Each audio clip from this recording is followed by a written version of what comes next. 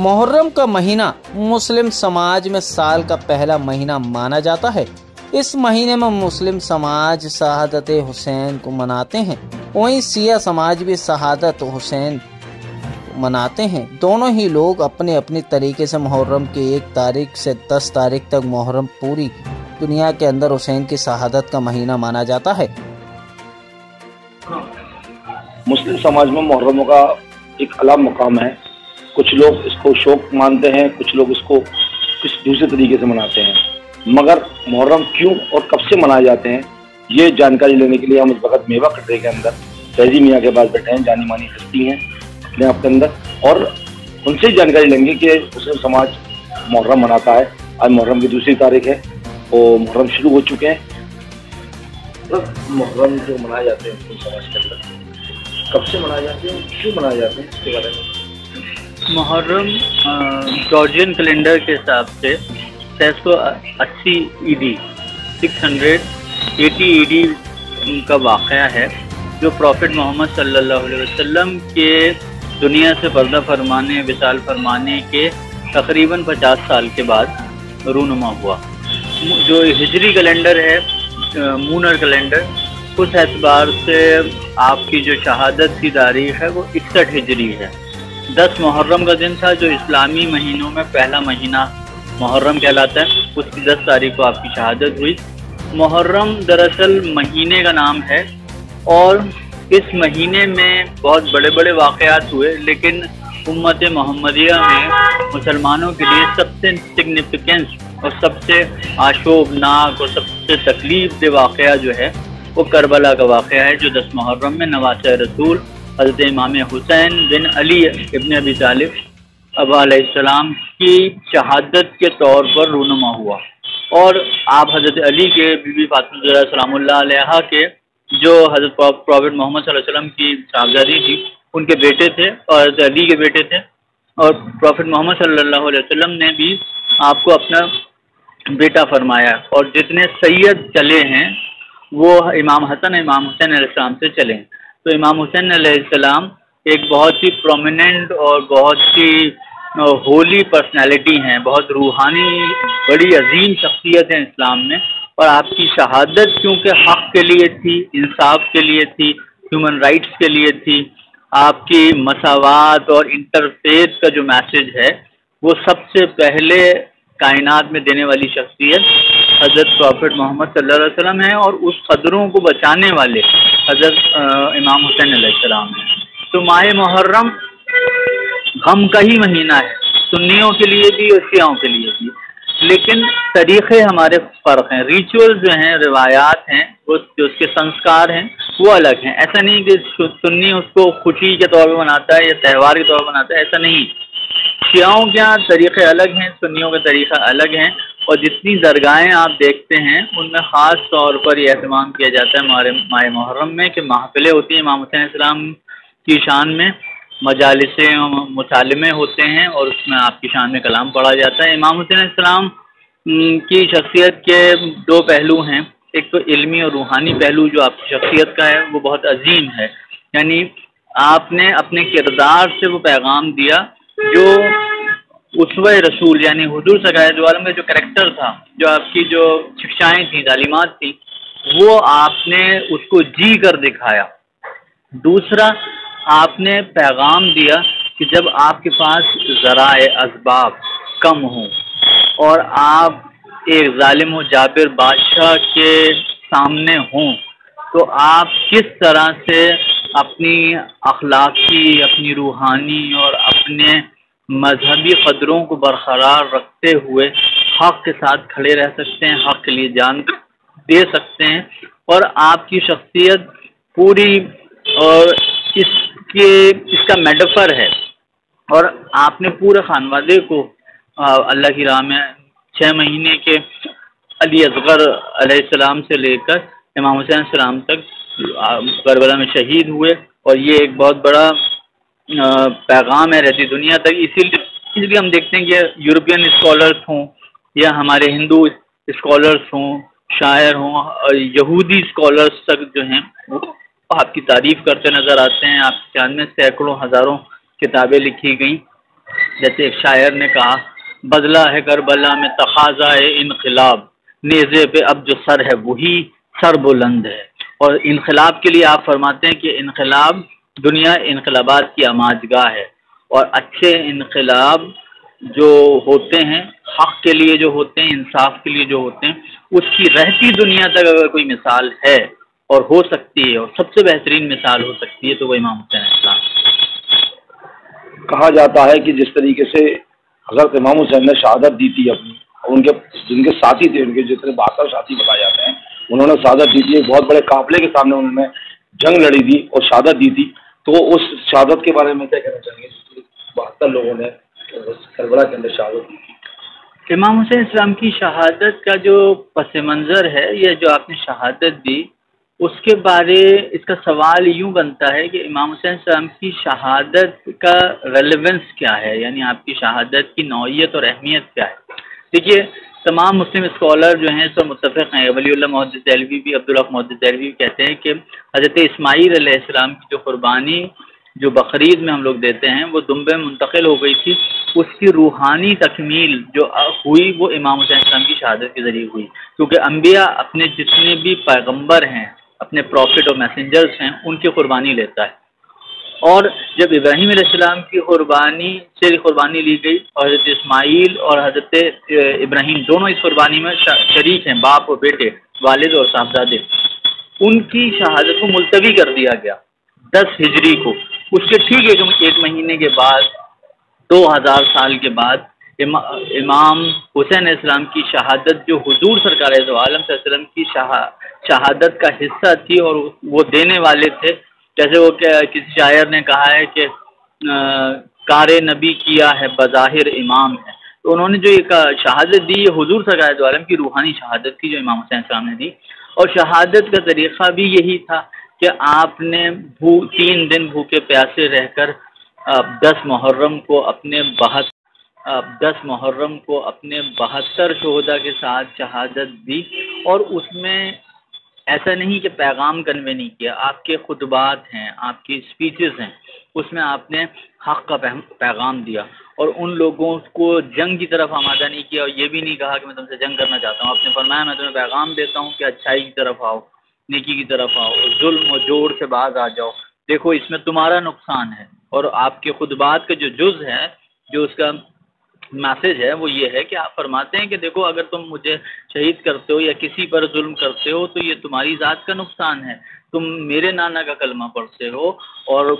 تم اسلام کے ماننے والے ہو، تمہیں تو خیر اور نیکی کی طرف آنا چاہیے، تمہیں قتل و غارت نہیں کرنی چاہیے، تمہیں ظلم نہیں کرنا چاہیے۔ اور آپ نے وہ خطبات دیے ان کوفیوں کو جنہوں نے 12,000 سے زیادہ کوفیوں نے آپ کی بیعت کی، خط لکھ کر آپ کو کربلا بلایا، اور پھر جب آپ آ گئے تو وہی 2 طریقے جو کائنات میں چلے آتے ہیں، تاریخ میں، ہسٹری میں ہم دیکھتے ہیں، اور وہ ان کے دور میں بھی وہ ہوا اور آگے بھی دیکھتے ہیں ہم کہ پیسے کا لالچ دے کے موت کا خوف دلا کر لوگوں کو پھیر دیا گیا۔ جنہوں نے مسلم بن عقیل جو آپ کے میسنجر تھے، جو آپ کے میسج لے کے کربلا آئے تھے، آپ کے کربلا تشریف لانے سے پہلے، ان کی بیعت توڑ دی۔ انہوں نے امام حسین السلام کی بیعت ان کے ہاتھ پہ کی تھی، اور انہوں نے پیغام لکھ دیا تھا، میسج بھیج دیا تھا کہ یہاں لوگ آپ کے منتظر ہیں، آپ انتظار کر رہے ہیں اور وہ آپ کا ساتھ دیں گے، لیکن انہوں نے آپ کا ساتھ چھوڑ دیا، اور یہ بے وفائی کی نواز رسول کے ساتھ، اور حضور سرکار دو عالم صلی اللہ علیہ وسلم کے دین پر رہتے ہوئے، یعنی وہ مانتے تھے اور کہتے تھے کہ ہم دین پر ہیں، حالانکہ انہوں نے بے وفائی کی نواز رسول کے ساتھ، اور آپ نے یہ پیغام دیا، اور یہ صرف مسلمانوں کو نہیں دیا، رہتی دنیا تک دیا، کیونکہ تمام انسانوں کے لیے دیا آپ نے یہ پیغام کہ جتنے بھی لوگ ہیں ان کو اپنی زندگی سکون، اطمینان، شانتی کے ساتھ اور سب لوگوں کے ساتھ اتحاد کے ساتھ کیسے رہنا چاہیے، اور جو دین میرے نانا لائے تھے وہ کیا تھا، اس کی قدریں کیا تھیں۔ تو کربلا 2 چیزوں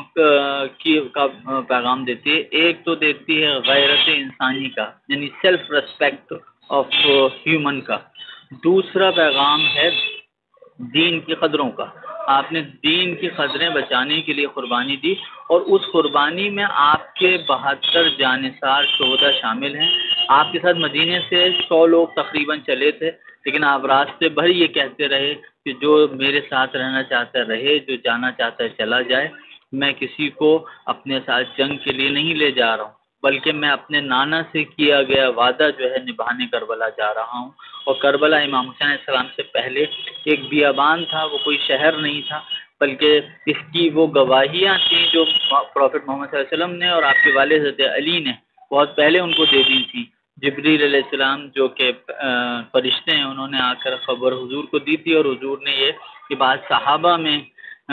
بہت عام تھی، اس لیے ابو ہریرہ کہتے تھے میں پناہ مانگتا ہوں 60 ہجری سے کہ اس میں ایک بہت بڑا واقعہ رونما ہونے والا ہے۔ تو خاص لوگ جو تھے ان میں سب میں یہ بات واضح تھی کہ یہ شہادت ہونے والی ہے، تو امام کی شہادت، امام حسین السلام کی شہادت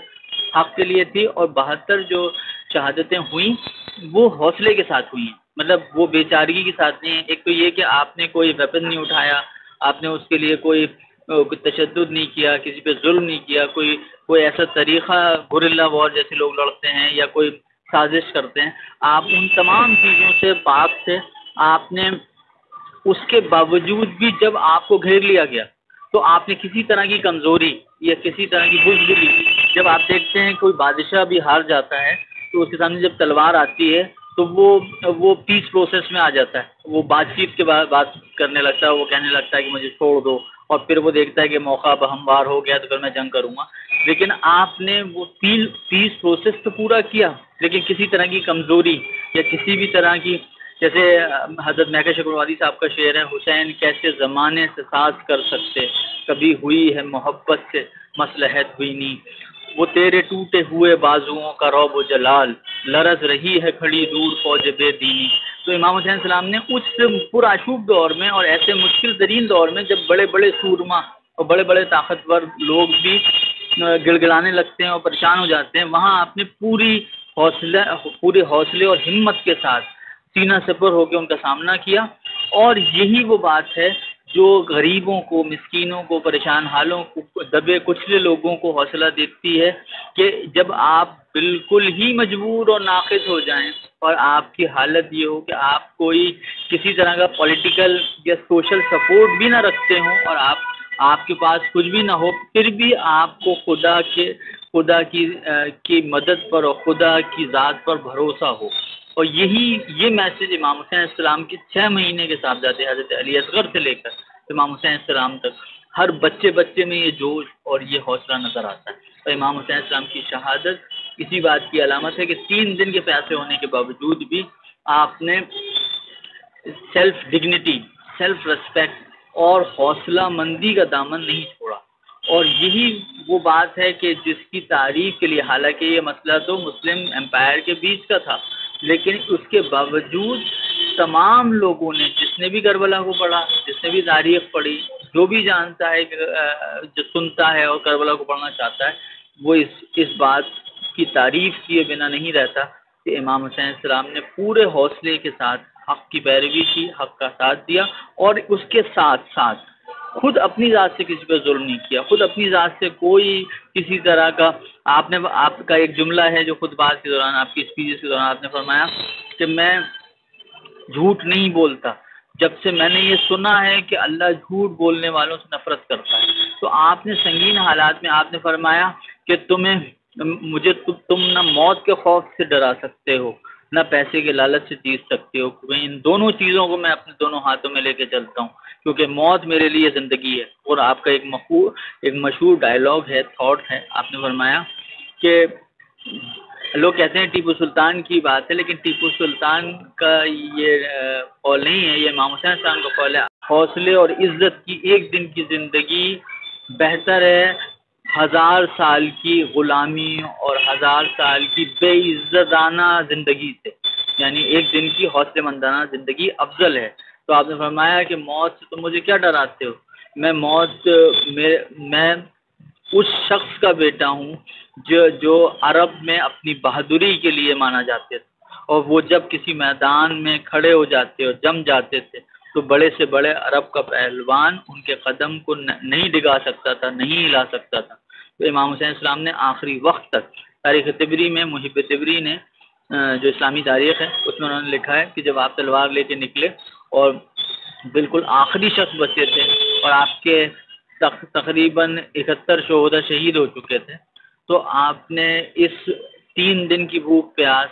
اور بے شمار جسموں پہ زخم ہونے کے باوجود بھی اس حوصلے کے ساتھ جنگ کی کہ ایسا لگتا تھا کہ شیر حملہ کرتا ہے اور ہرن بھاگتے ہیں۔ تو آپ کی شہادت سے وہ پیغام ملتا ہے کہ آپ دیکھتے ہیں کہ